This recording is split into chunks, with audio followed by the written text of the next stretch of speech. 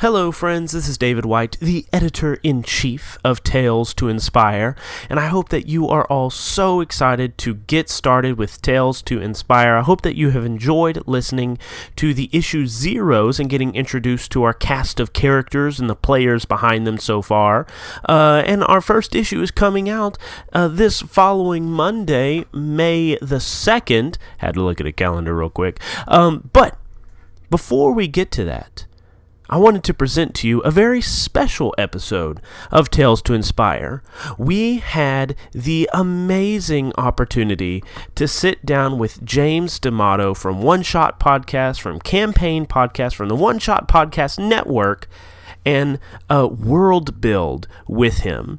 And we used one of the exercises out of the Ultimate RPG Game Master's World Building Guide, which James himself wrote. There are tons of great ideas in here. You're going to listen to us role play, or I guess not role play, but walk through one of these exercises with James.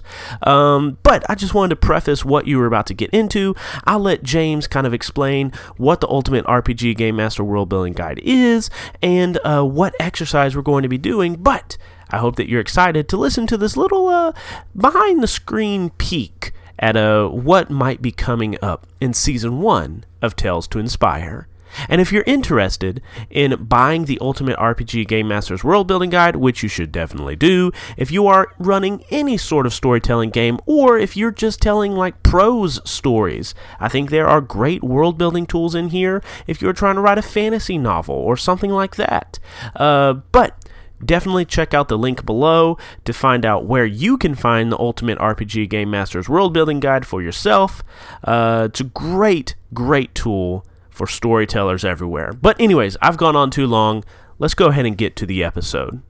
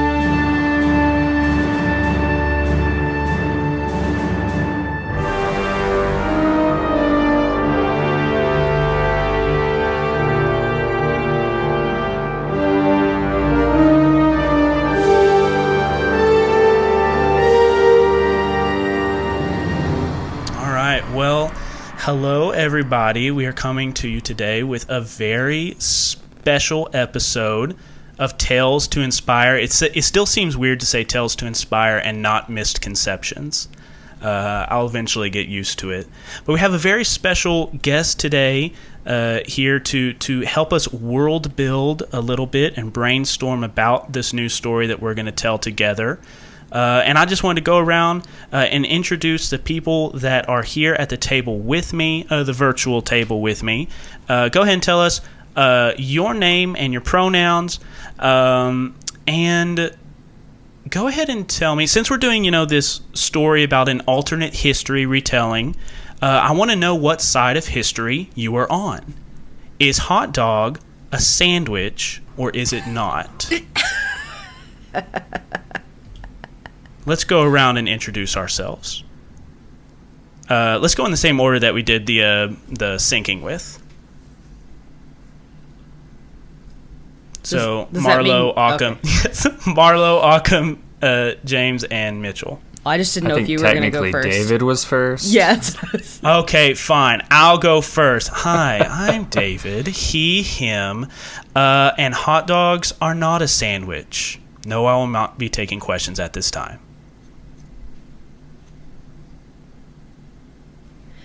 Now, is Carrie going to go, or do I go? Oh, I guess, Carrie, yeah, you're here I don't know. He didn't give me a turn, so I was just waiting.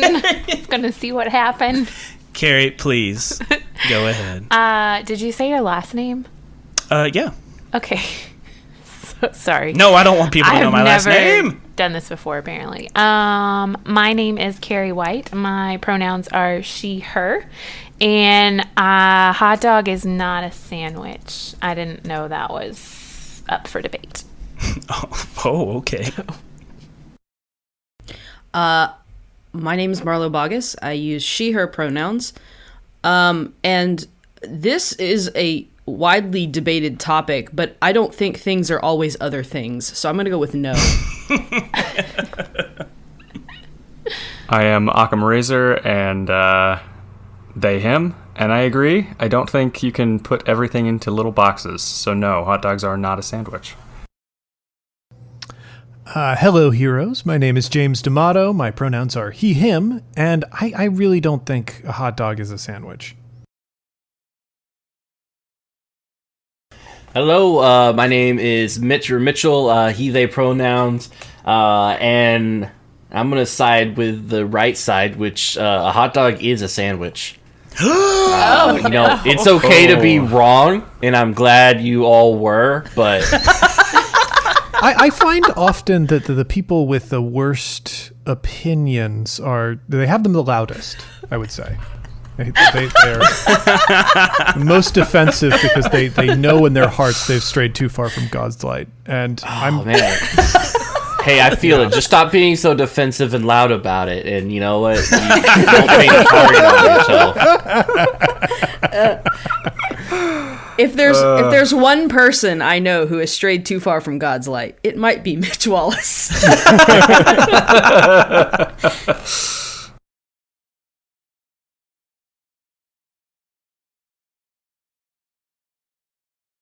I have not seen the light of day in a long time. It's the blackout curtain. Well, that's also because you're a game designer. Yeah, exactly. Valid. Yeah. What is God's light? I don't know. And yeah, I already mentioned we have somebody very special here today with us to help us world build and build a story around Tales to Inspire, James D'Amato. And I'm going to hand it over to him for him to get this started. But before I do that, I just wanted to gush for a second and say how, one, nervous I am, but two, very excited I am just to be doing a thing with James D'Amato, because James, Misconceptions, our little podcast network, would not have existed without the work that you and Kat Cool did on Campaign, the very first Star Wars campaign. Well, that's wonderful to hear. Yeah. I listened to it. I'm still listening to it. I'm way far behind, though. I'm only now to Ungoni, so I have a lot to catch up with. We just wrapped that one up, so but you're not that far behind. Ungoni wasn't a very long arc, so. Yeah, it's no bike for sure. The listening to that podcast inspired me to make this Misconceptions and to make Sins of the Father, and to be able to work with you, it is a dream come true, and I'm super excited, and I'm ready to brainstorm. Let's do this. Oh, lovely. Yeah, and honestly, it is one of the best things about doing this sort of thing is seeing that people go off and then make their own art. So I'm so happy to hear that. But we've got some work today here, folks. First up, if you do not recognize me, that is completely all right. I am the host of the One Shot and Campaign Skyjacks podcast, but I come here today in my capacity as an author because I also write the Ultimate RPG Guide series for Adams Media. And I have a brand new book out on shelves right now, the Ultimate RPG Game Master's Worldbuilding Guide. It is a book full of prompts, exercises, and mini games to help make the process of developing settings for role-playing games easy and more fun. So we're going to go through today one of the exercises in that book to help build out the setting for this very podcast.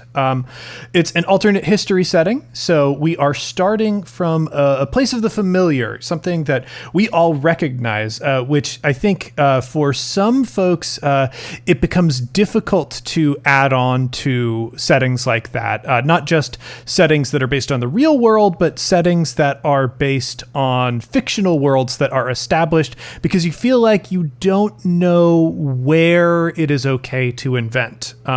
And one of the reasons that I developed this book is I want people to feel empowered to create their own stuff, whether they are layering it on top of real life events or they're layering it on top of an established fictional universe, because you can't have a bounty hunters convention unless you take a leap of faith away from canon.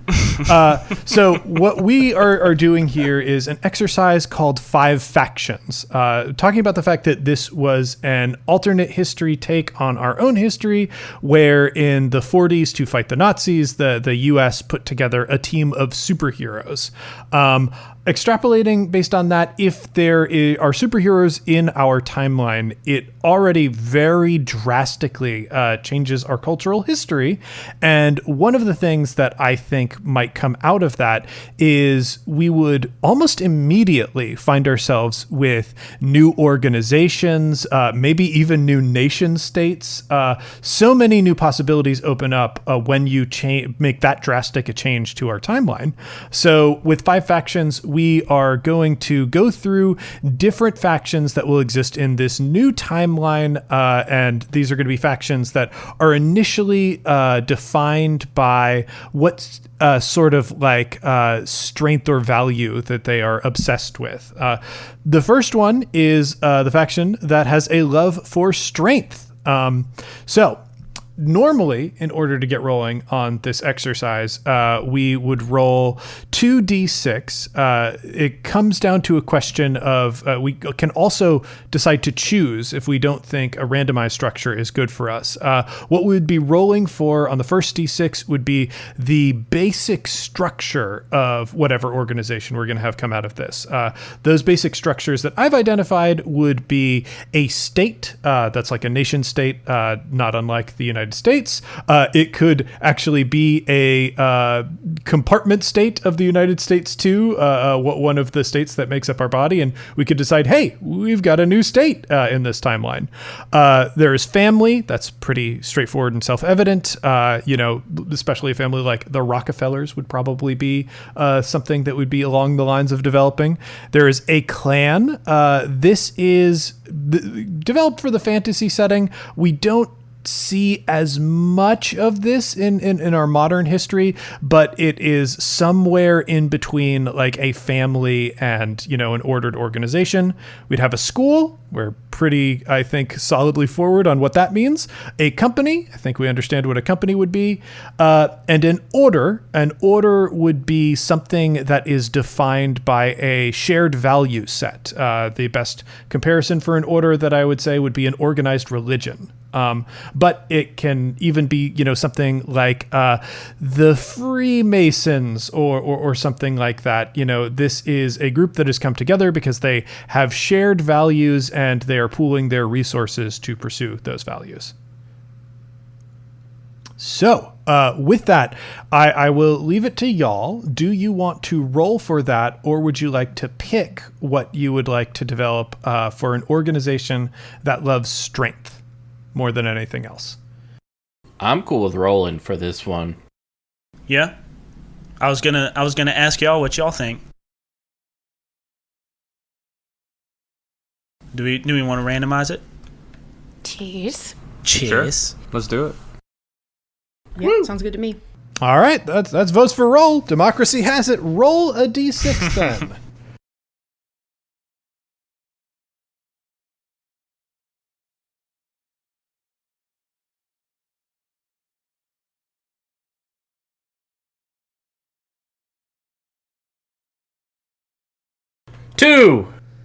Two. All right. 2. This is a family, which is an interesting result for a more modern setting. But like I said, if you think of the Rockefellers and the effect that family had on the world, it's not so wild.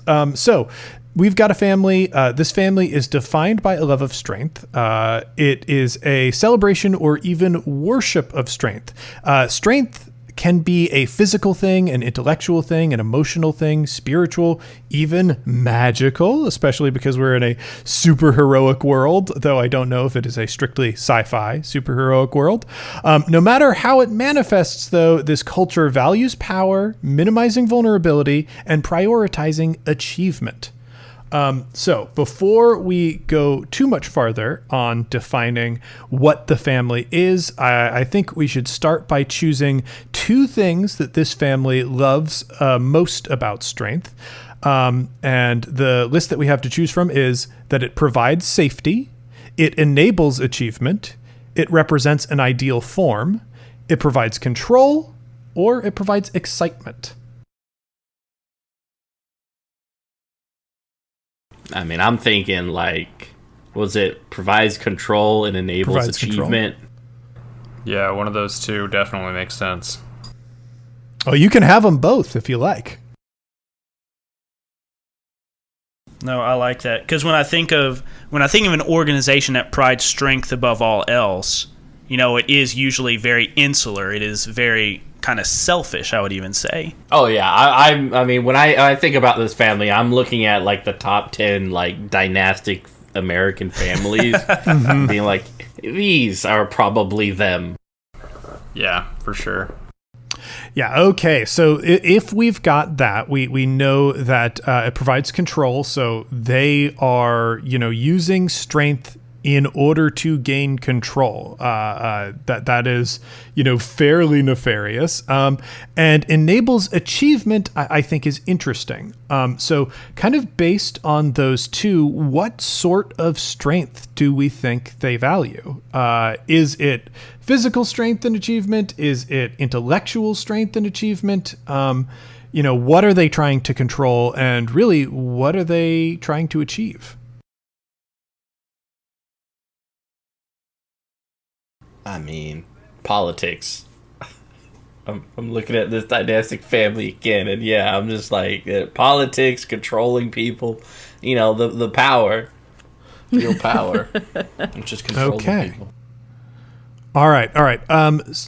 So that with that, if it is within the political realm, within especially the idea of what they want to control is people, I'm kind of thinking that there are two sort of ways that we could go with this. We could go with a political dynastic family, kind of like the Kennedys, or we could go to flip to the dark side of the Kennedys and go with a organized crime or mafia family. I think either of those would make for interesting stuff to have in a superhero setting. Yeah, I like the idea of an organized crime family that I don't know, that has some sort of superpower lineage. Either they have an artifact that bestows powers, or they do some sort of ritual or rite to give powers to the first son or something like that. Or even the first daughter. Well, yeah, to drill in on that a little bit more before we nail it down with some specifics, the first question that we have to kind of define this family would be, how do people from this faction test and prove their strength? If there is some kind of artifact or something they are protecting. Actually, you know what? Before we answer that question, let's roll another d6 because each of these organizations, each of these factions that we're coming up with have a treasure that is kind of central to who and what they are. So if we give another roll to a d6, we'll find out what the treasure for this family might be. Anyone else want to take that? Or roll mine I see again? Occam digging. Occam, do you want to do it? Occam is moving quickly. There we go. We've got it. Let's go for a 4. A 4. Okay, so they are actually protecting a rarity. This is something scarce or otherwise difficult to attain. It is a treasure, most like typical treasure. The thing that immediately jumps to mind, kind of based off that, is oil, petroleum. I could definitely see this being a family that, just has access to what has become the most important energy resource in the world. That could be too mundane. So the other thing off of that, like there could be maybe a bit of a Midas touch situation. Like perhaps they have the ability somehow within this family to create wealth. And it is like through supernatural or superhuman means. Like what do you find most interesting and compelling for your setting, based on the fact that they're protecting a rarity?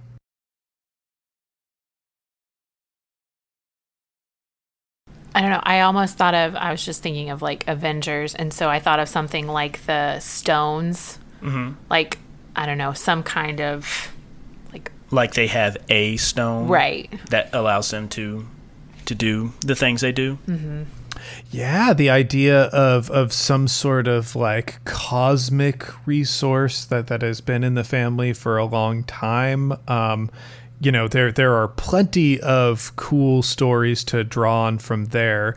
I think the best question here, like these are people who love power and love to control people or seek to control people. Like that is kind of the achievement that we've defined that they want. So it kind of feels like I'm trying to remember when the People's Revolution in Russia was, and if it lines up with your timeline, because we could have the old czars, like who did actually have to leave Russia in a hurry to protect themselves, and basically grabbed whatever family heirlooms they could, and despite being nobility and despite like coming from wealth for generations, moved across the world, including the United States and Europe, and tried to establish themselves with very little money.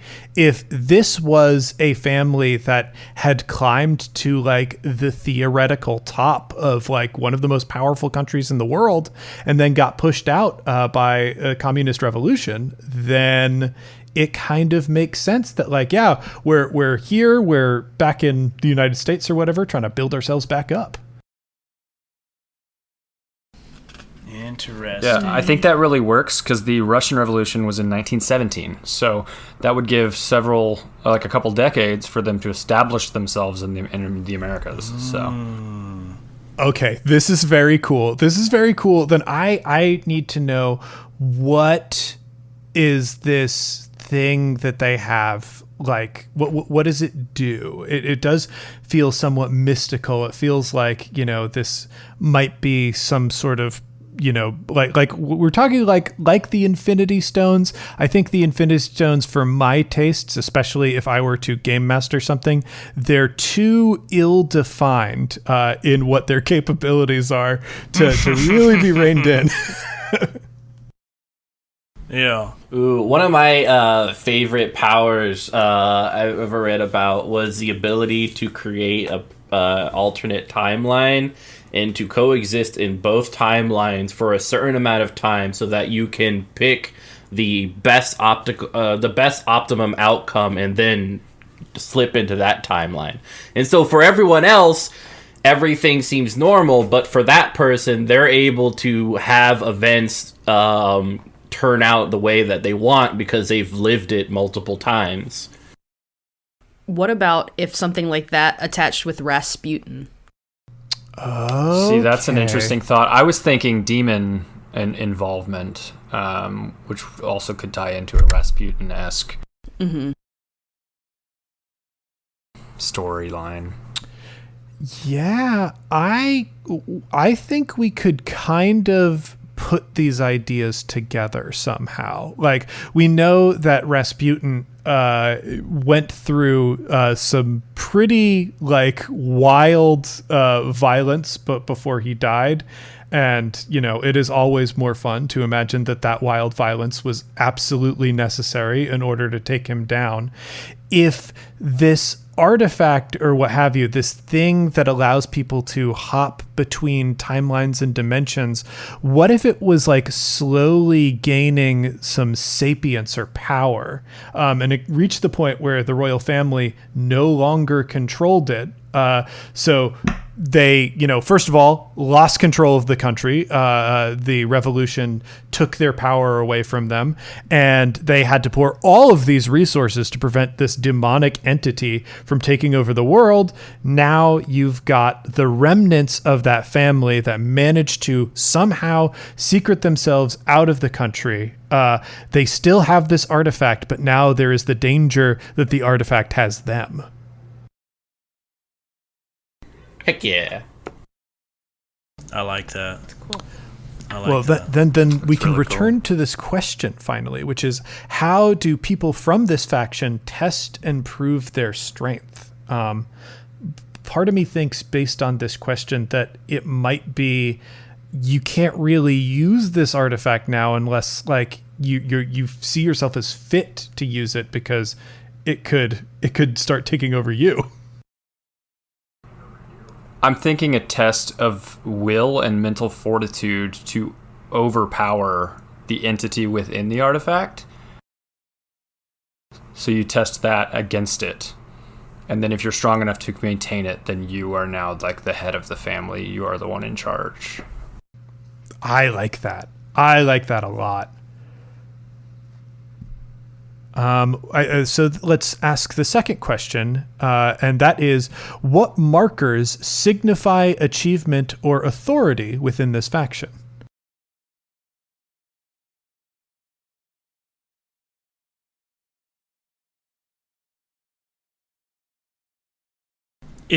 Are the markers like physical markers, like emblems of their station that they would wear? It could be. Really, that is kind of intentionally vague, so that you can make a decision there. I mean, we're talking about the SARS of Russia. So, like, would they have a crown or emblem of their old nobility that they then set the relic like a jewel in? That could to show their station. That could be interesting. It depends. That could be neat. For your world, the question is like, if these folks have come over, we're assuming. I'm assuming, because you mentioned that this was Roosevelt's superhero team, that this is taking place within the United States. If this family is clearly a factor now within U.S. society or politics, are they in the U.S. walking around wearing a crown, or how are they, signifying, their importance? What aspects of the culture that they were ostensibly kicked out of do they carry with them? I think like a signet ring or something. That's what I was thinking too. I also like there's a small detail I was thinking about. Something about like having to get a jeweler to set it, because there's something about the ritual that you have to do with it being separated. But when it comes back together, you have to get a jeweler to set it. But like, you're asking a jeweler to do something with a like occult object. So what happens to the jeweler? Is the jeweler scarred? Do they have visions? Like, is it like a, like a Lovecraftian cool. madness type That's thing? That's really interesting, yeah. That's really cool. What if it is this big central gem or whatever, and in order to be like a decision-making part of the family, no one, like I think from now on, no one can hold the central gem on their own, because they know that power is too much for one person. But if they split off a piece, and if you manage to like hold it within a signet ring, all of a sudden like it's split between you. And then we have like almost a weird sort of metaphor too.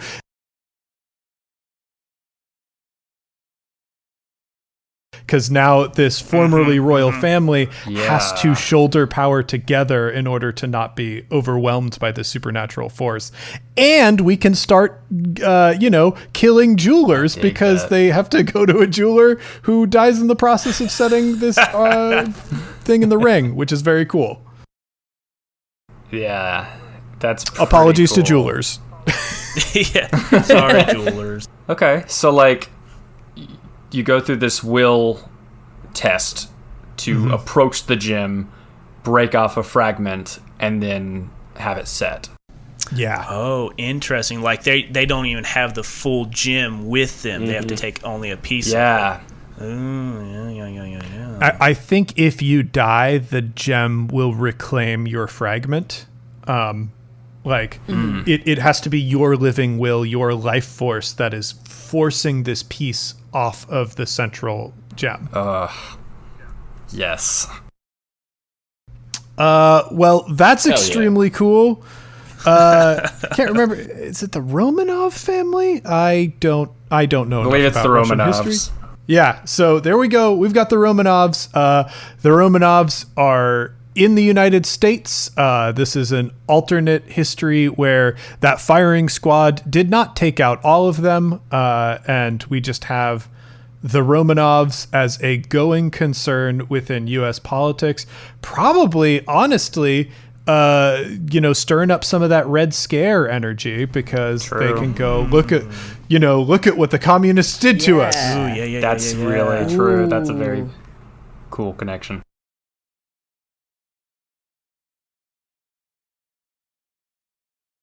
All right. So there we have it. Those are our people who love strength. I think they are extraordinarily cool. I'm really digging that alternate history there. So then, that's nice.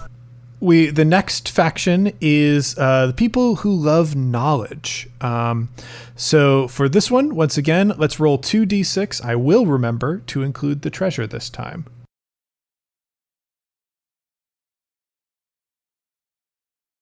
Marlo or Carrie, would you like just to roll? race for it? Who's ever? You want to roll one, Carrie, and I'll roll another? So we can roll Sure. two? Y'all are trusting Esther Platt to roll dice right now. Just so you know. No, there are But no see, bad there's no results here. low number. Yeah, exactly. Yeah. Yeah, that's fine. I can't die. You can't die. This is just a kid. No stakes. I rolled a 6. A 6. Okay. I rolled a 5. So that is an order protecting a skill, which makes a lot of sense to me. When I was thinking about the context of what an order might mean, especially within a superhero universe, a superhero team or organization does kind of fit an order. Just to reiterate, an order is a culture formed around an organization dedicated to an ideology, like a religion. Orders provide structure and resources to collectively pursue a common agenda. Bonds between members of an order can be hierarchical, teacher-student, or colleague-to-colleague, depending on the ethos of that order. And for the love of knowledge, this faction is dedicated to understanding some aspect of their world. This can manifest in a general study of all things or the specialization in a specific field of study like medicine, engineering, or magic. This culture values discovery, records, and retention of knowledge. I am immediately going to like a group of conspiracy theorist type people like that, but they believe what their belief is that because they believed in superheroes since before it was like proven. So they keep records and knowledge about superheroes over time and are constantly connecting like ancient mythos back to those were superheroes. It was superheroes. Yeah. That's kind of cool. I dig that. Okay, let's that's define perfect. what they love most about knowledge. I think with that in mind, this is going to be pretty easy for us.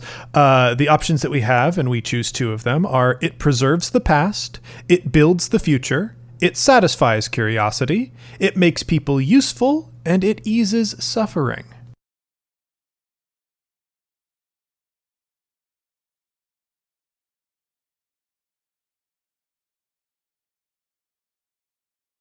So it's one thing to say, oh, yeah, like this event in history happened because there were superhuman abilities that we as the public didn't know about or what have you. But the reason that this organization keeps records, that this organization like does the legwork to uncover the truth of these things is related to like those ideologies. Are they trying to preserve the truth of the past? Are they trying to build a brighter future? Like, what drives them? I think definitely to ease pain. That's what I was thinking too. That's interesting. What do we think eases? What do we think about like understanding the idea of superhuman abilities eases suffering?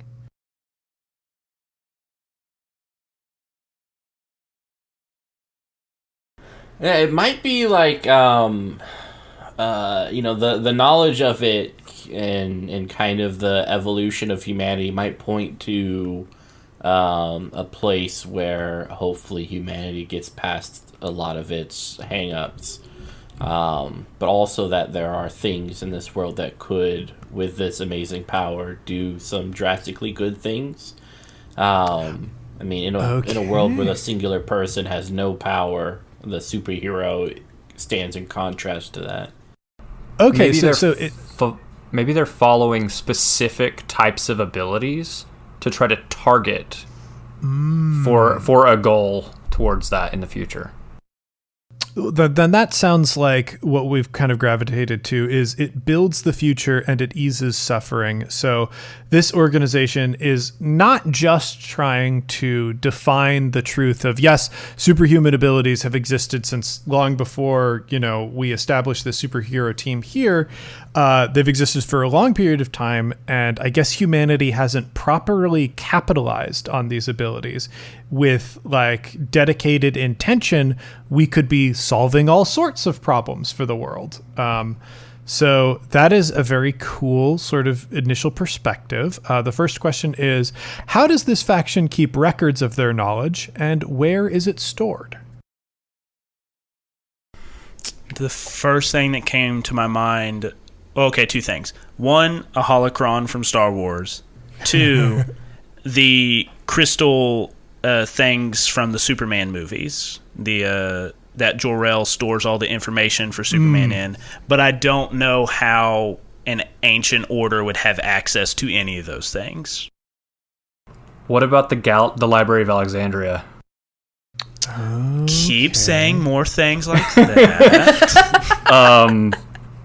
Like the order has been around for long enough that they found a way to hide the library from its destruction, or save the library from its destruction.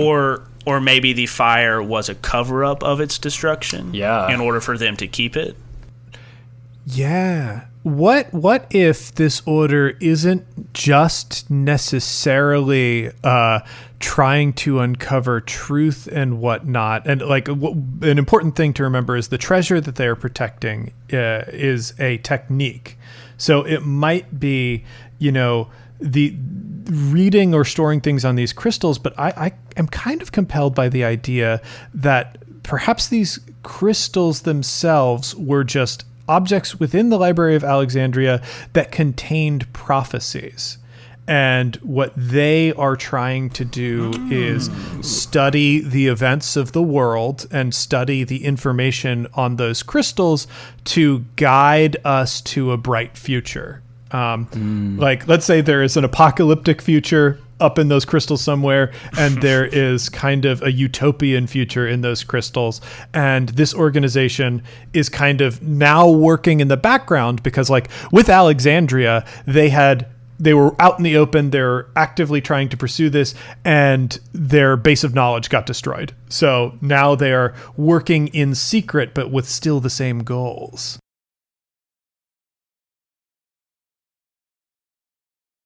Yeah. I love a good prophecy.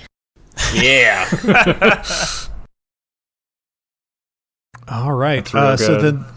the next question for that is, does this faction share their knowledge? How do they decide who is worthy of sharing this knowledge? Well, I would say definitely not. Man, that's good though. How do they decide who can join? Yeah. Is it a lineage thing? Is there some sort of magical device that they have that selects it for them? Like, okay, Green Lantern rings. They seek out the person with the biggest willpower or whatever. That was kind of my idea too. This could be our Green Lantern Corps equivalency. Yeah. I kind of like it because it sort of makes your Green Lantern Corps very street level. And like, you do have the ability to like look into these crystals and store and gain information from those crystals, but that's kind of all you got. So you might have a vague knowledge of the future, and like, I like the idea. Let's make the crystals kind of hive-minded a bit. So like, if you are recording your experiences into a crystal, everybody else in the organization also gets that. And yeah, I kind of like the idea that instead of lineage, what if it's just like, well, there's almost no way to, figure out who is going to be able to interact with these crystals. But when you find someone, you darn well have to indoctrinate them because it's not easy to find people like that. Yeah, for sure. What if these crystals work off of a probability type of system? So like, hear me out. So like, if you come before the crystals and you have a high probability of affecting the future in a way, the crystals will show that in signs and symbology that they have to try to read and decipher, right? So it's like they have to, because like anything that you do has a probability of making a change in this direction or that direction. It's all chance. It's all the way you do this and the butterfly effect and, the multiverse theories. And, so when you come in front of them, if you are a keeper of knowledge that can do this, these crystals react in a way that has to be like sort of understood. That's where it's vague, but that's where I'm kind of at. It could be kind of a Minority Report thing where like the crystal can look into the person's future and past and decide based on the probability of them doing certain things. Yeah. Like are the crystals doing this Minority Report business to take destructive players off the map and kind of seal them away in the organization? No, I think it's more take positive forces for the future and bring them into the organization. Yeah, I think the or crystals... what if you think it's just the positive and it ends up being the negative too? Like, we think that they're just doing the positive, but it turns out they're actually just doing the negative too. I like the idea that what it is, like whatever these crystals are, there's kind of a central processing unit that is running calculations circumstantially. And if you are somebody who can interact with and interpret these crystals, it's almost like you're rolling a die, and the different die faces are based on the probability of outcomes of different events. So you might be confronted with a situation where, you meet someone who it's like, well, there is a chance that this person starts World War III, but there's also a chance that this person is a very important diplomatic force that prevents a war. So you, as like a member of the society, got to go, okay, how do I nudge this person in the right direction? Or is this too much of a risk to have running around out there in the world? And like, the more keepers of these crystals that you have, the more the central processing unit of this, entity or what have you can understand the world, the more accurate it results it can supply. I dig it. That's super rad. I really like it a lot because you've got like... It's a little bit, detectives on the edges of society and whatnot. It's like a little bit witchy, and it's a little bit Green Lantern Corps. There's some cool stuff with that. I think the only thing that we probably need for this is like a name for this organization, and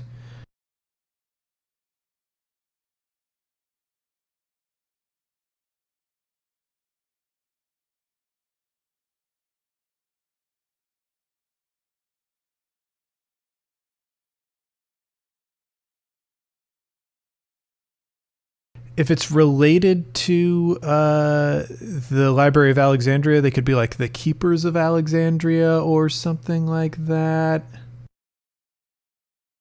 The Eyes of Alexander, maybe? Ooh. Ooh. That's kind of neat. That'll work, yeah. Occam coming in with them jabs. Yeah. There we go. Okay. So yeah, that brings us to our next faction, which is a faction that has a love of communication. And for that, once again, we're gonna need 2d6. I want to roll.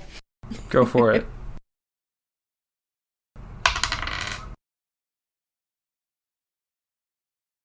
I rolled a 1.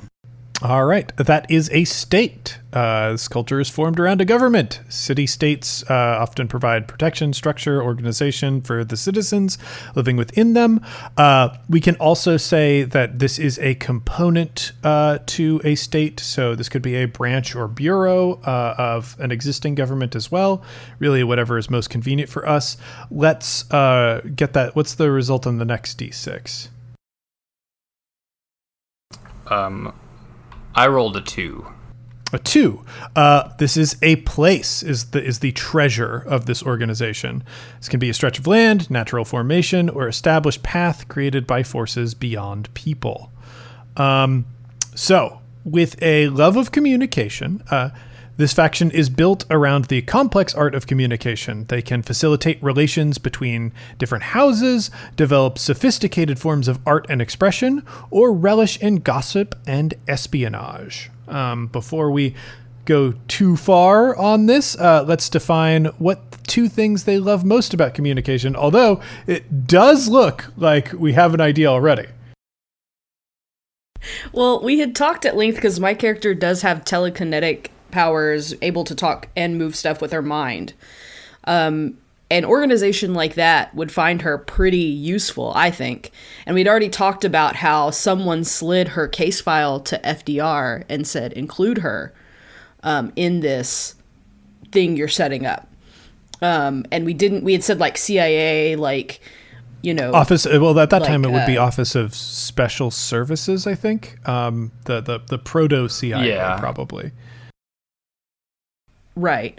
But then that kind of brought the whole up like Men Who Stare at Goats type thing, where they're trying to do these sort of experiments, trying to create this sort of thing happening with MK Ultra, and then you start getting into all those things, right? But like thinking about it from that perspective, if you have someone who has this, if you can harness that power and figure out how they do it and then lock it in other normal humans, you could kind of do something like that. So that was just like why I went, oh, that kind of fits into what we already talked about. I think this is a good framework to start from, and an organization like this could either be very nefarious or potentially maybe even misguidedly benevolent. So the options that we have for what they love most about communication, because I think that will tell us very much what their intentions are, would be it creates beauty, it creates peace, it creates power, it reveals truth, or it brings pleasure. So based on that, what do we feel they are interested in? I think we're going for power. Power? We're going after power? I like it beauty. Definitely sounds like power for this one. I like beauty and pleasure. That's me. That's kind of cool, though. If we go in with that route, it sounds as if they want possibly the ability of instantaneous, discrete communication across the globe via telepathy, or something like that. So, yeah, that's what it sounds like to me. if it is, what was it? Beauty, and what was the other one? Beauty and pleasure were what we were floating.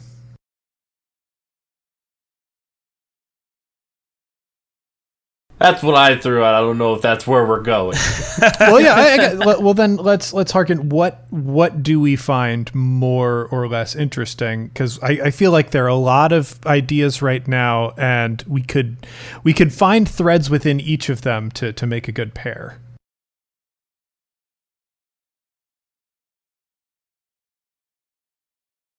Ooh, what if it's what's it called? Like an enclave kind of thing, where it's like a group of people in one place. They see the beauty in communication as like they're trying to develop this interconnected society of knowledge. Like they're trying to be able to communicate with each other from any distance, in order to form like almost a utopian situation where everyone shares their communication together. I don't know. That could be something with beauty. Yeah. Well, that honestly sounds like truth and peace would be the ethos there. That's true too. Yeah, I was thinking kind of weirdly going along the stare at goats thing, but a group trying to like create the most beautiful human in terms of like powers and stuff like that. So they reach out to and try to manipulate people into having children with others with similar kind of ideals or physical attributes. So they are eugenicists. Yeah. Exactly. Like over the generations trying to like have like the perfect human. And so like So issues that I see with that, which I think you can decide whether or not you as a podcast want to confront it. We did just defeat the Nazis. And this does sound like their whole thing. And the idea that an important component to this is this organization is either a state unto itself or a component of a state. So if it's like within the United States, this is a bureau of our government that has been established to create the Übermensch, if that's the direction that we're going. Which... I mean, that makes sense. I think it doesn't sound too far off from the United States at different points in our timeline. It'd be almost like the super soldier program. Yeah. So it's like the bad super soldier. So yeah, then it sounds like they might be on the it creates power, and into it creates beauty. I mean, honestly, you know, the United States did recruit Nazi scientists after World War II. This could just be one of the programs that was established with that as like, well, we're going to continue working on the super soldier program. And seeing as how FDR established a superhero team, it feels like there's plenty of money in the budget of the United States government to have a bureau that is not just controlling superhuman assets, but trying to create more, which gives some internal strife for you and your characters, as clearly the people in charge of this organization aren't wonderful.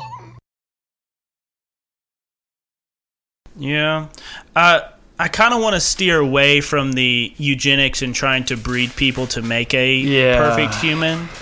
But then kind of wrapping back around to Marlowe's, her character's telepathy. In the Eberron campaign setting, there is a country in the world of Eberron that's like this psionics country, and like it's very totalitarian, and they have like all these towers that like send out morning messages to everybody, And I don't know It if could be like Wakanda, but instead of vibranium, it's these telepathic powers. Sure. What if this state isn't connected to the United States? What if it is Atlantis? Or what if it is some lost civilization? Well, but then again, I don't know how a love of communication would tie into that. Yeah, that's not necessarily outside the realm of possibility. I think the most important thing is really to decide thematically what kind of group are you most interested in developing. That's why we have the what do they love most about communication options, because that will help us, that will channel us in the right directions to answer the coming questions. Yeah, I'm jumping ahead. I'm putting the chicken before the egg, or whatever it is. The cart before the horse. Thank you, Carrie. So yeah, let's decide again. Do they love that communication creates beauty? Communication creates peace? Communication creates power? Communication reveals truth? Or communication brings pleasure?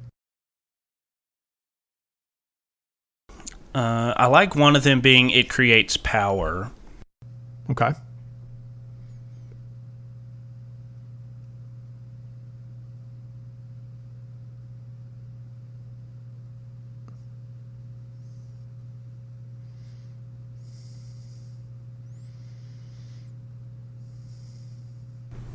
Yeah, and I just want to work in pleasure because I feel like it's unique.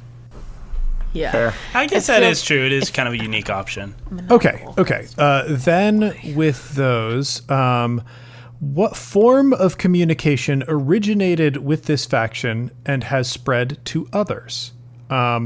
Here is an interesting thing. If you like the hook of Atlantis, and you like the idea of this group being developed kind of around psychic powers, this could tie back to our Library of Alexandria. In these folks have access to a mine or whatever where the crystals that are used to power that device are kept. And this is a crystal that is like a psychic resonance crystal. So it is a piece of physical media that thoughts can be written upon.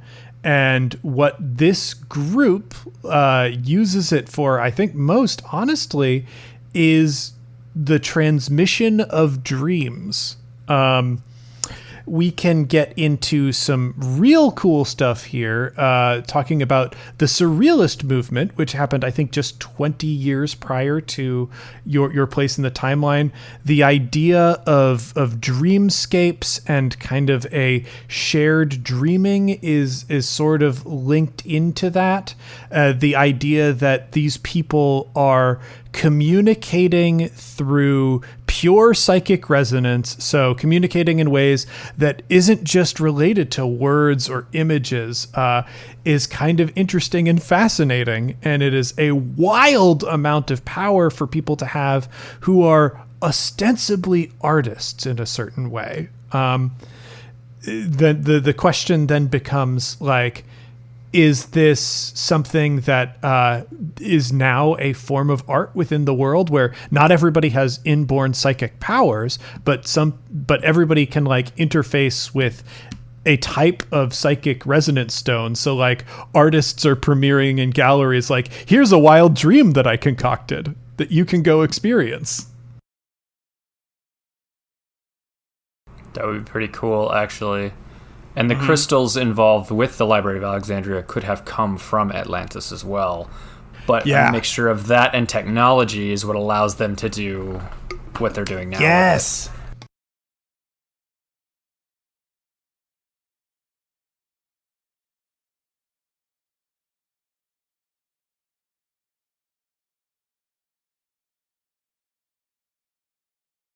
If you wanted to add in the power piece to that, it could be that someone's gotten the idea that they can use that to implant thoughts through dreams. I definitely think like there's absolutely some military like general somewhere has gone, we can use that to control people through their dreams and make the perfect soldier. Because anytime there's any innovation in the world, there's a non-zero chance that there's someone in the U.S. military that asks for exactly that. Yeah, it's porn and military. So these two things, everything is tried to be used for. So yeah, I kind of think that what we have is either, I don't know, you can decide whether you prefer Atlantis has risen up again and they're sharing this art form with the world, or archaeologists are uncovering Atlantis, finding this, and then adapting this natural resource into basically a projector device that allows people without psychic abilities to experience like resonance with psychic wavelengths. So you can watch a dream, theoretically. That's a cool idea, yeah. Maybe that's the development of film in the United States has transferred to dream projection. I like it. So that means that probably then this organization, it is a state. It is a state. That is a thing to think about. This organization. Well, I guess. The question is like, do you like the idea of this actually being Atlantis, or do you want to move in another direction with that? Because they still have this artistic bent, like that is part of their DNA. It's a question of how we get at that through statehood, or whether or not we want to say, hey, we'll just throw out that role and do whatever we like.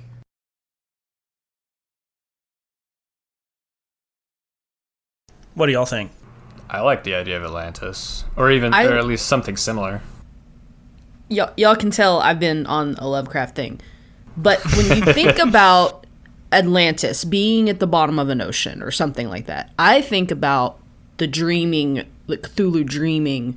You know what I mean? Like sending out that sort of technology, ancient, beings.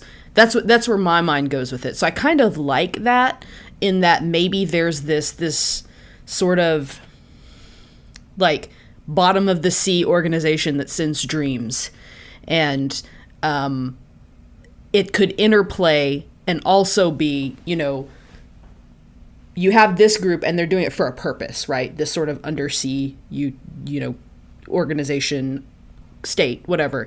But you also could have a state like the U.S. military who's trying to develop it into, like, we know they have this technology. We want this technology. We've gotten them to work with us, or maybe we're just taking it. I don't know. But I kind of like that idea. What if Atlantis is still hidden, and those dreamwave energies are just reverberate across the globe, like as a constancy, and those people with psionic abilities tap into it unknowingly, and like people with high concentrations of that ability then become like the best artists in the world, and things like that, because they are tapping into this power that they don't even understand. Oh. That is very Lovecraft. Yeah. We could shift it 2 Scotias to the left and say that, what if Atlantis does emerge, like whatever, events of World War II, like there is a like undersea sapient civilization that emerges, and the only way they can communicate is through psychic resonance. So initially, these devices show up just to facilitate diplomatic engagement with this new nation. And that spreads out like, well, now that we have the devices, we can actually use them to do other things. And this Atlantean civilization, like the thing that they could, really care about the most is art. And like that's kind of where the kernel starts, but we can splinter off in all sorts of directions from there, which I think that is very cool. Yeah, I like that a lot. I like that, yeah. Okay, then What group or rank within this faction is respected by nearly every other faction for their skill, power, or danger?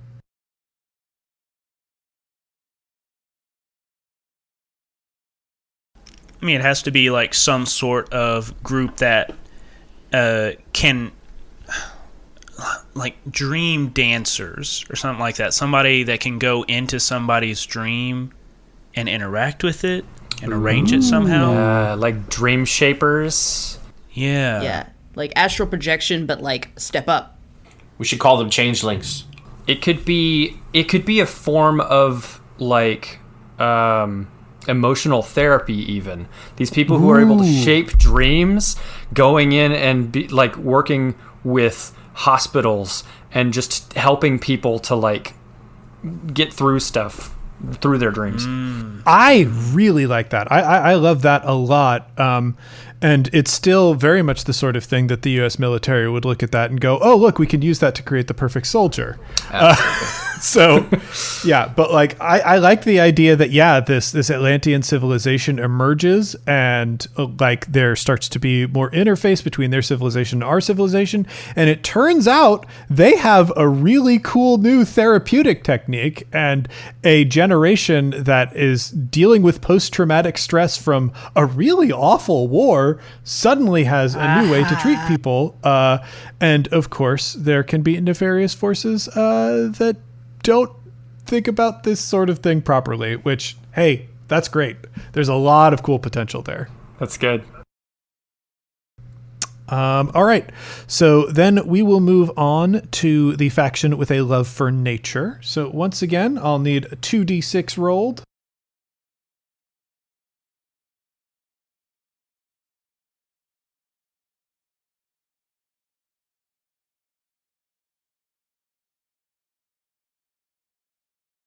All right, 4. 4. This is a school. Okay. And what's the other roll? That would be a 1. A 1. A structure. This is a building, monument, or city built by people. Great. So, the love of nature. A school with a love of nature. This faction is dedicated to acting as stewards and servants of natural forces. They might choose to live in the wild or a hostile place and build culture around close relationships with animals or other natural forces, perhaps even enacting retribution when outside factions harm the natural world. Before we get too deep in the weeds, figuring out what this faction, what this school is like, let's decide what they love most about nature. And the options are: it makes life possible, it provides law and stability, it represents uncontested power, it is a source of awe and wonder, it rewards dedication and care.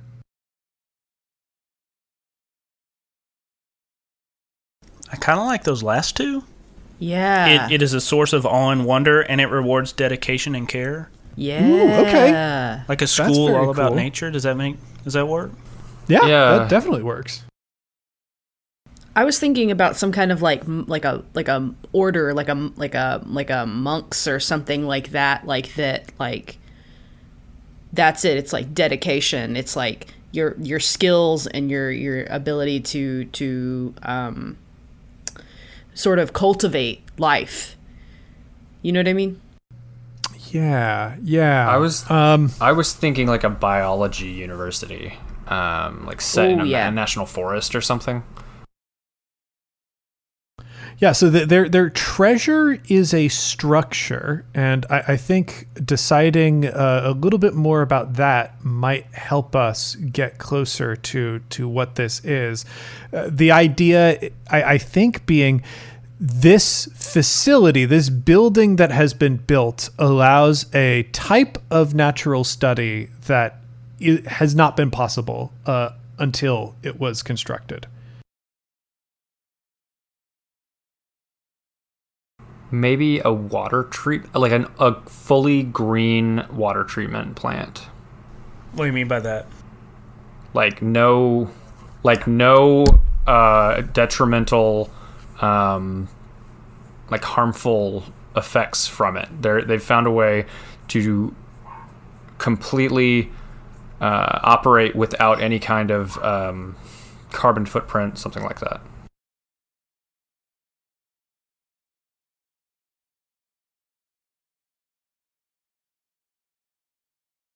That definitely feels like that could be along the lines of it rewards dedication and care.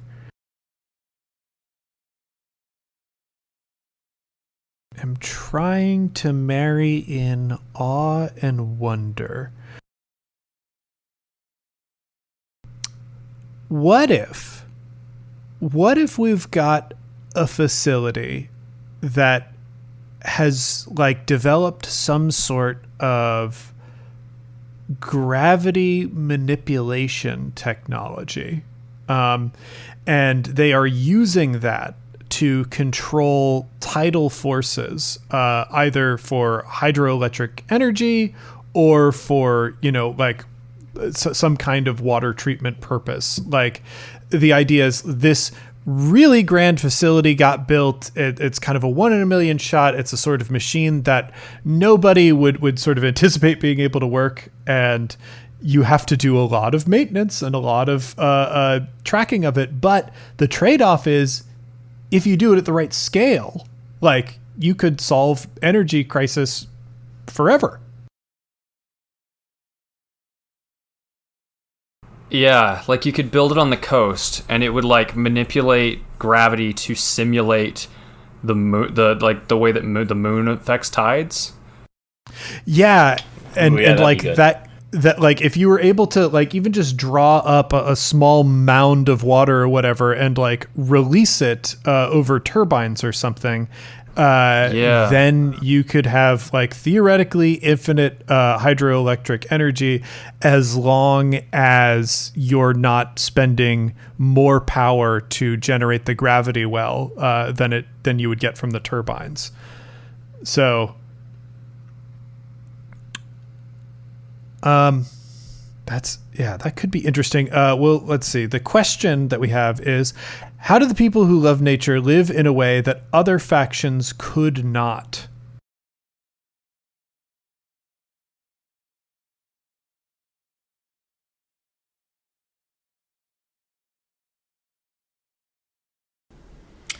Is there some sort of adverse effect of living in this kind of gravity well?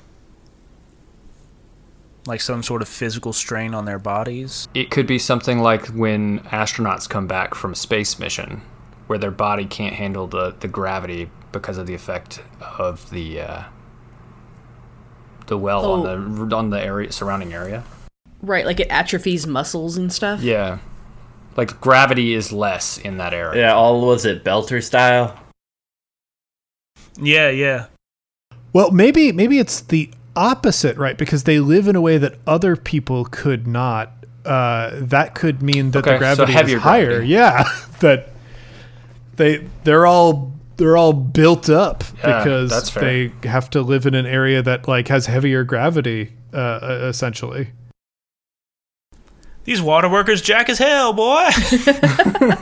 And it's weird but to think about, but like with an increased gravitational force, you wouldn't grow as tall, you'd be stocky, so we're basically creating modern day dwarves. Oh yeah, fun dwarves.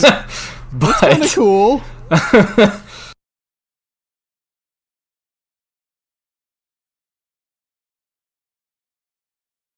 So is it like a sunken place?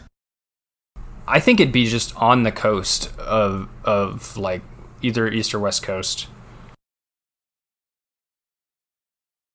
Yeah, actually deciding which coast and how far north or south this is will determine a lot about what this culture is ultimately like.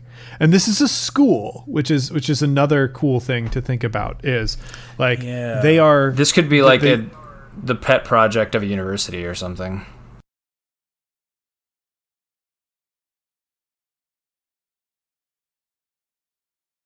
Yeah, I do like that. Which universe? part of me feels like Pacific Northwest is not a bad place for something like this. It does kind of feel like there's the Oregon vortex, like there's definitely. Yeah. So several of our characters are from Oregon, actually. Mm-hmm. So it would make sense. It could be something involved with like an annex of the Oregon State University, which was founded in the 1800s, I think. So, yeah. And we decided that instead of going with the trope of New York City being, the superhero capital, that the team would be on the Pacific Northwest. More specifically, they have a secret underground base under Crater Lake. Yeah. So yeah, that would be perfect. All right. Well, I think what it is there was some sort of natural site that the university has built a facility on top of that is allowing them to participate in this gravity manipulation. At the scale it is right now, basically what they can do is probably provide power for the university, maybe even power for the city or state or what have you on top of that through this hydroelectric stuff. But like they're really tapping the surface because this is the first opportunity really anyone would have to manipulate gravity in any way, shape, or form. So this is a tremendously cool facility and opportunity. Then the question is, what secret do they keep that eludes other factions?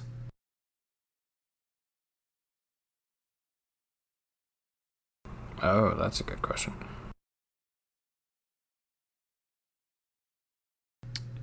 Is it that they this started with building a facility on top of a natural site, but what if through testing there they kind of know how to do this, and there's a reason they haven't turned this around and sold it to private industry or the government itself? That could be kind of interesting.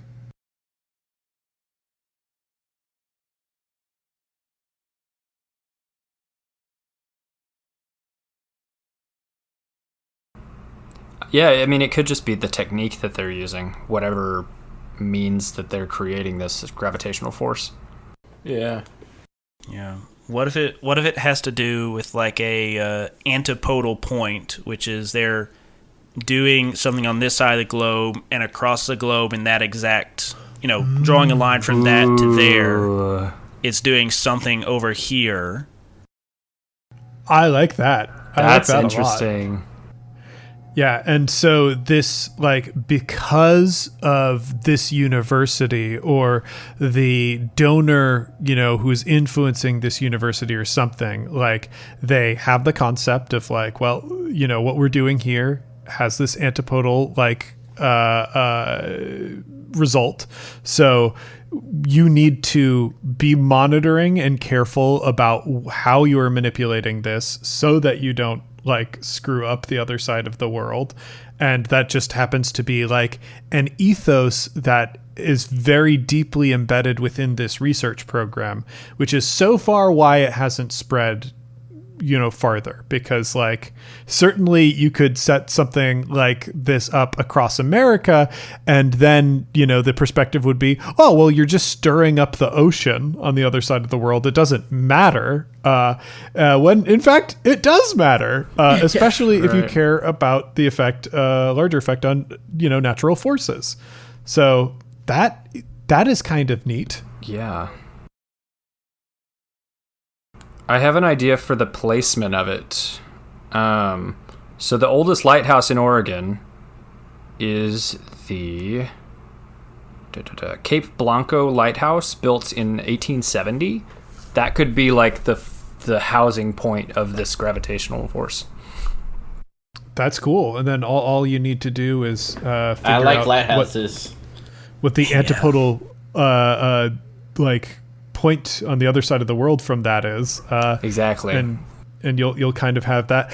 I think the specifics of this probably depend on knowing a bit about the University of Oregon and that maybe the history of that lighthouse, what have you. So I think I'll leave y'all to fill in those details for later, and we can move on to the final faction, which is the faction with a love for order.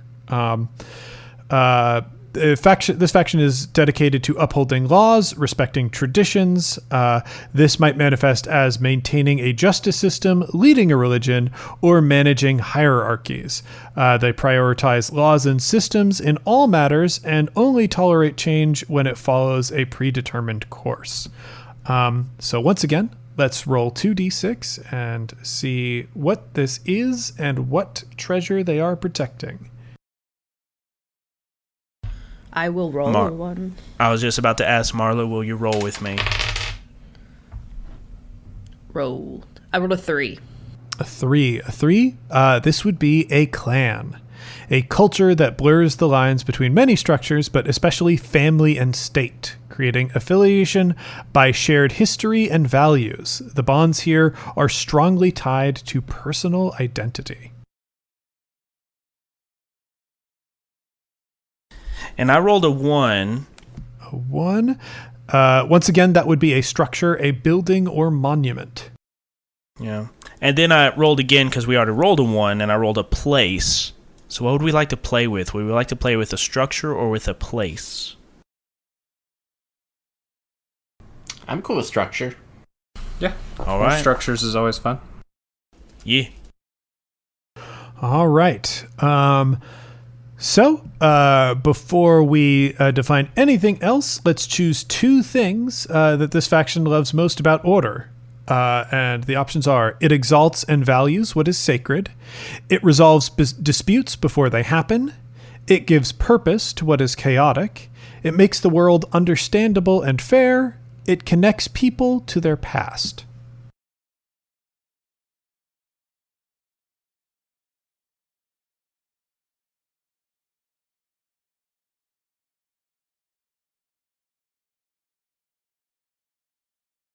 I like connecting people to their past. Okay.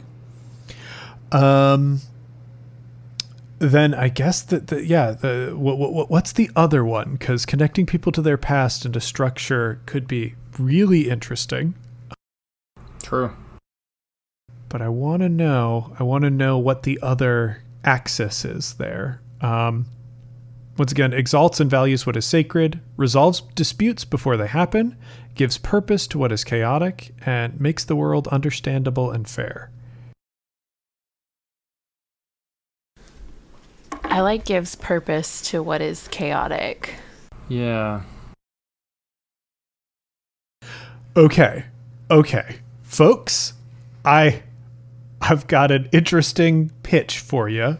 Okay. What if this is a clan? So like a clan could also, I think a secret society is probably a good read on what clan could mean as well, because it is a group of, powerful families that are probably giving out membership based on lineage, but they have a shared ideology. What if this organization has a time machine, but it's not a time machine they can control? It is essentially a time portal that is open to random eras in history. And they could be a fascinating counterpoint to the Keepers of Alexandria, or the Eyes of Alexandria. Like, what if this group is trying to seize control of the world, ostensibly? And they are distributing agents throughout history to try and secure a better future for themselves. I like that. Yeah, that sounds cool. Yeah. And what if this portal's only one way? Like they just drop off in the past and then just do whatever they can to further the family in the future. That's cool. Mm-hmm. That's pretty cool because like then that's pretty awesome. and they have no idea what era of history they're dropping people off into. So like every time something about the portal changes, they have to send someone through. That person has to somehow get a message to the group of where they ended up, and then they need to construct a plan based on like historical facts of like, okay, this is how we're going to give advantage to our position now. And you've got agents of the Eyes of Alexandria, like literally out there, like the machine is like, oh, you have to get one of these idiots again. Like they've sent someone back to screw literally everything up. You have to go find them and take them out, or stop them somehow. That's really interesting. I was just thinking about like they'd have to be a master in their own ancestry. Like every agent you sent would have to know everything there is to know about their own ancestry and how like who their like ancestors were and how to set them up for success later on. Yeah, definitely. Yeah. You'd need an extremely robust family history so you don't accidentally screw something up. Like, oh man, this is a phenomenal idea. I feel like it could be interesting with Sister Solstice too.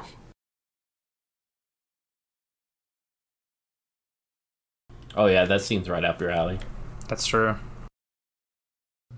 Yeah, and this is a clan, so this is multiple families as well, right, which is really interesting. Like, different groups have banded together to construct this thing wherever it is.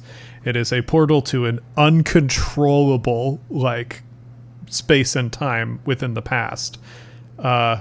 It's cool. It's really cool. So here's one more thing. So like when you take the like 23andMe and stuff like that, they tell you about your mitochondrial DNA, right? So you come all back from this one line. So technically, through a mother's lineage, you could track back your female ancestors or male ancestors. I think it works the same way with like the haplotype groups or whatever. There's research to be done there. I'm not a geneticist, but it's interesting. Like they could be sent with testing kits and things like that.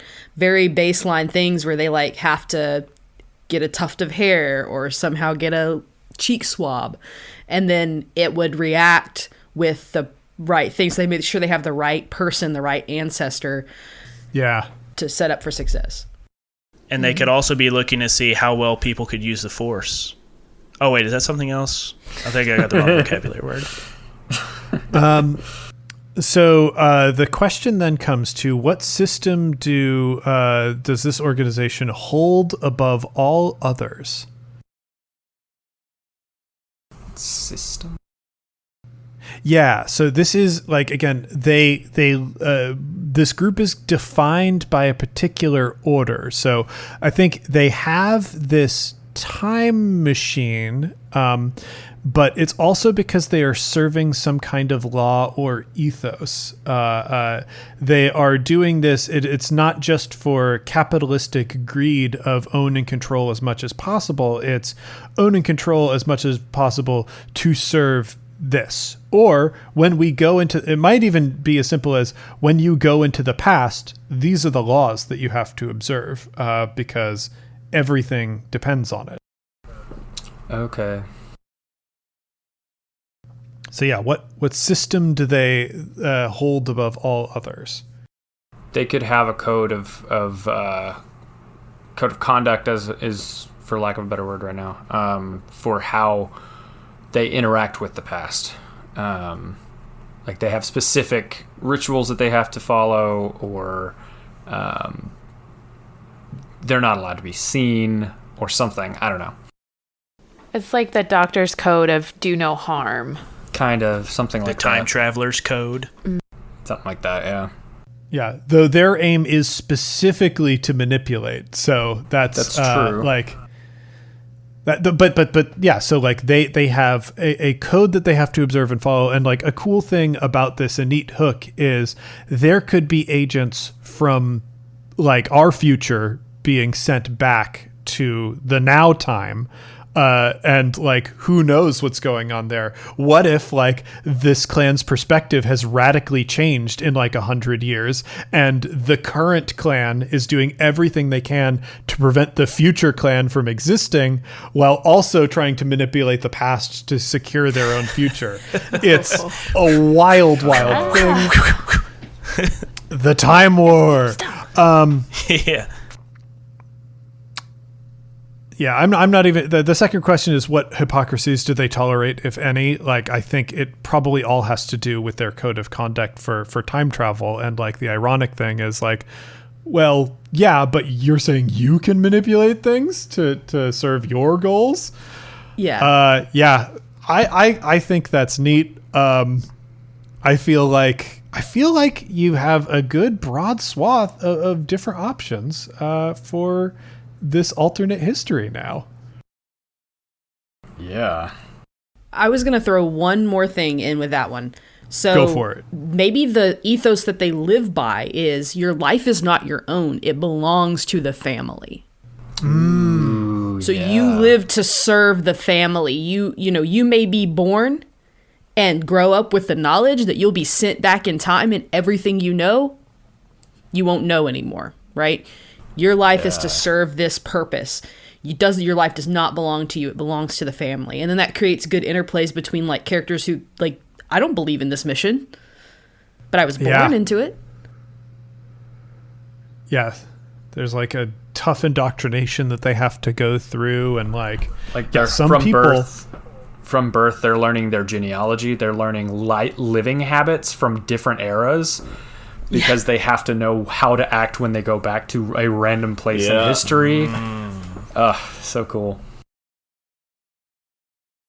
Yeah. Messing some people up though. Yeah. That's cool. All right, folks. Well, that's it. Those are that is 5 factions. I mean, there's technically more to this exercise, but I feel like that is more than enough for your purposes right here. Heck yeah. Yeah, that's a lot. My brain is racing with story possibilities. Yeah. James, thank you. First of all, thank you so much for writing this wonderful book. And second of all, thank you for using this book on us to give us these great ideas. Well, I mean, thank you so much for having me. Yeah, and if you enjoyed this, this book is available right now. You can head to bit.ly/ultimateworldbuilding to pick up a copy from an online vendor. It's also available in all major brick and mortar retailers, and definitely in your favorite indie brick and mortar bookstores. Be sure to call ahead in those cases in case you need to special order it. But yeah, you can pick it up right now. This is just a portion of one of the exercises in this book, so there's plenty more out there to discover. And yeah, I appreciate you so much for letting me influence your world even a small bit with this book. Yeah. Again, thank you so much, James. James, where could, if people don't know who you are, where could they find you?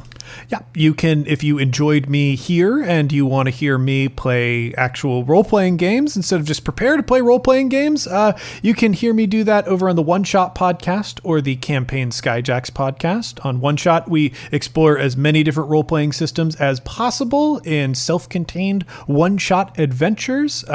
We've featured over 100 different games, so if you're hankering to play something new, I definitely recommend checking out one of our series to discover a new role-playing game. And over on Campaign Skyjacks, that is a long-form campaign narrative. It is the one we're doing right now. Skyjacks is set in an anti-colonial setting with sky pirates inspired by the music of the Decemberists. And you can find both of those on whatever podcast device you're using to get this, just search for Campaign Skyjacks, One Shot, or James D'Amato. It'll pull up no matter what. If you want to find me, to just talk to me, the best place is on Twitter, where I am at OneShotRPG. All right. Well, thank you so much, James. Does anyone else have anything before I close this out? Oh, that's good. Awesome work, everybody. Tales to Inspire is going to be awesome. And I guess we'll wrap this up here. Keep it nerdy, y'all. Nerd it up. Thanks for listening to this week's episode of Tales to Inspire. Our next episode will be coming out next week on May 2nd. If you have social media, you can find us on Facebook and Twitter. Like and follow us at Misconceptions Pod for up-to-date information about the show, behind-the-scenes pictures, and just to show us your general positive feelings about the show. We also have a Discord. You can click the link below to join our Discord so that you can chat with other friends of the show and chat with other cast members directly. We also have an email. If you would like to contact us that way, you can email us at misconceptionspod@gmail.com. This show is fully supported by the generous monthly donations of our patrons on Patreon. If you would like to join that elite group of supporters and gain access to exclusive content, please consider joining our Patreon. The Tales to Inspire theme song was composed by Esteban Del Pino. You can find out more about his music on fiverr.com/IAM_WAKE. Tales to Inspire is a product of the Misconceptions Podcast Network.